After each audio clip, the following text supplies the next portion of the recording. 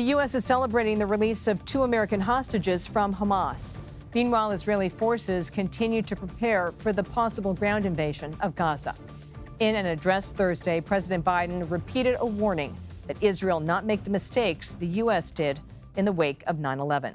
For more, let's bring in retired Major John Spencer. He is the chair of urban warfare studies with the Modern War Institute at West Point. Major Spencer, you were involved in 2 combat deployments to Iraq. How did the conditions there compare to the conditions the IDF will face in Gaza?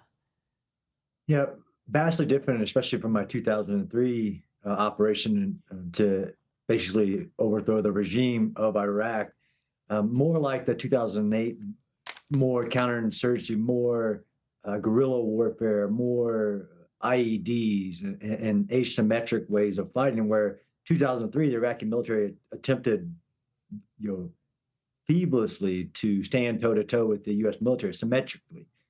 What the IDF faces is more analogous to the 2017 Battle of Mosul against ISIS, where a vile terrorist organization has had years to prepare for a defense in the urban area, hoping to use human shields and all the collateral damage as a mechanism in order to stop the operation. It's very unique, but not ahistorical. Let's dig a little deeper on that. Look, this was clearly, given the scope, a well-organized, well-planned, well-executed attack 2 weeks ago. So you have to work on the premise that they also had plans in place for a phase B, if you will, right? The invasion of Gaza. We've got the tunnel network. We're getting reports of snipers. We're getting reports of booby-trapped homes. What's the best strategy for the IDF if they do go in? I mean, it'll be a slow, methodical, destructive. I teach this actually, how to, at the division level, how to attack a city that's defended by a defender who's willing to die for us, where some of the other psychological methods of announcing your arrival and things like that won't work. They have to do it very methodically, and it will be very destructive, even in accordance with international humanitarian law. And the IDF will face unique challenges in Gaza that other recent battles haven't. But Hamas has also not had multiple years to, on the surface, prepare for the defense, or be able to develop the military capabilities to resist. I think they might have overreached and thought the IDF reaction might have been like previous limited objectives in Gaza, where the IDF now states they have a very maximus, like destroy Hamas capability. And you can't bomb, you can't just penetrate a little bit of Gaza, you have to clear urban areas, which is a different operation. Right, but don't you think, given the scope of this attack and the nature of the casualties, that it was designed for maximum impact and to incite the Israelis to go in?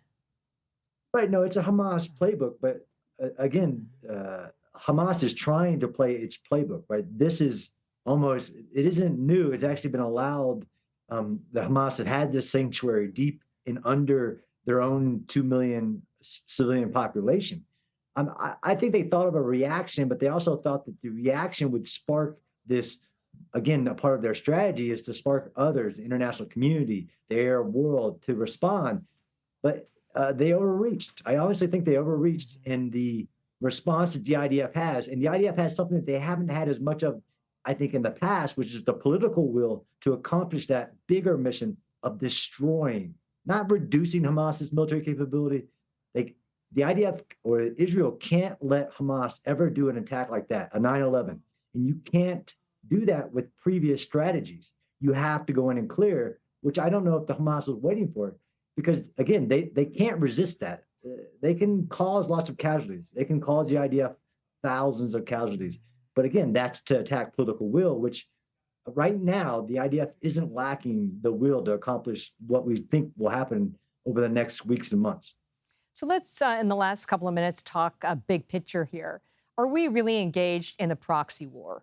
We've got Hezbollah, which is backed by Iran. We have Hamas, which receives funding from some of our adversaries. And then there's the United States and Israel. Is that what's playing out here? I mean, I wouldn't say that, there's absolutely been a proxy war going on in Gaza and with organizations like Hezbollah, Hamas, and other ISIS, that there's no secret on who is doing that proxy war. It's mostly Iran, who gives Hamas almost all of its military capabilities. to include to do this attack.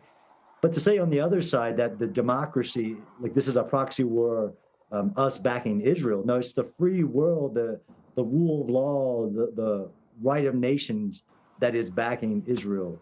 But absolutely, there's been a proxy war going on in this region for a long time, and it's been allowed. Been allowed, especially our treatment, the world's treatment to Iran's exporting of global terrorism. Just in the final 30 seconds, where do you see the conflict going in the coming week? I mean, in the coming week is tough as we see we're trying to de-escalate all the nation states around Israel because Israel is going to conduct this operation. I personally think whether that will start in the next week, I'm not sure. There's lots of military variables, everything from weather to attempting to get the hostages out. But I do really believe the IDF is going to go in on a ground campaign into Gaza. Retired Major John Spencer, thank you for your analysis. Thank you.